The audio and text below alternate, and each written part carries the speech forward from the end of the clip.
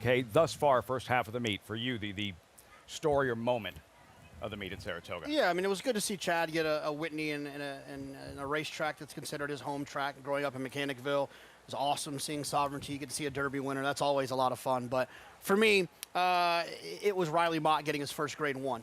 And the emotions surrounding that, you know, I think that when you grow up around the racetrack and see your dad winning grade one races here and there, it's always something that when he went out on his own, I'm sure he was hopeful that he was going to one day be able to do. And to know what that means to have his father here to see it and for it to happen, you know, in what has been a rough couple of years for Riley Mott and his family, losing their young daughter. I was very excited to see him get his first grade one win at Saratoga. Story that was chronicled during the coverage of the Belmont Stakes. You saw that picture of Miguel Clement and Riley Mott when they were little, sitting there, and now winning grade one races on the same day at Saratoga. Megan, for you, a performance, the best performance of the meet we've seen thus far. Well, we kind of talked about her a little bit earlier, but Kilwin just, I mean, I had goosebumps when I saw her run because she truly was up against it in such a way that I've mentioned this before in some recaps. We are going to look back on this race and think, wow, this was one of the best performances of the year. I think that way now. Completely down to her knees, taken out of the race. You mentioned it was like being 0-20 in a football game. She was completely taken out of it.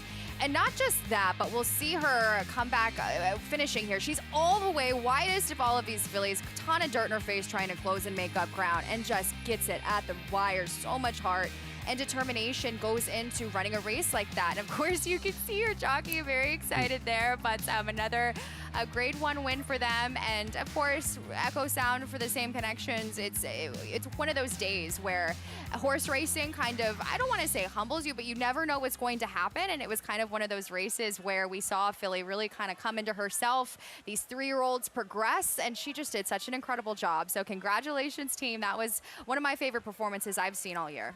Never know what's going to happen. The perfect segue, Maggie, to the question for you. Biggest surprise of the first half of the Saratoga meet this summer? I think that would have to go to Honorable Miss winner Helena's Forte, or Fort, depending on which camp you're in. But she went off at 24-1, which kind of was the most surprising aspect in a way, because she was going out for Phil Bauer, whom we've seen over the past 5 years just win at such a high percentage. He brings a select group of horses here to Saratoga, and they generally come over ready to fire. Now, she was coming off of a disappointing effort in her first race back at Prairie Meadows as the heavy favorite, but I thought that she was embroiled in a fast pace in which a horse coming from well off of it was able to get up and beat her. And two, she had the guidance of Arad Ortiz, and so somehow they let her go off at 24-1, and what a ride Arad was able to give her, scooting up the rail and taking down the Honorable Miss, hoping to see her a bit later on in the meet in the Ballerina.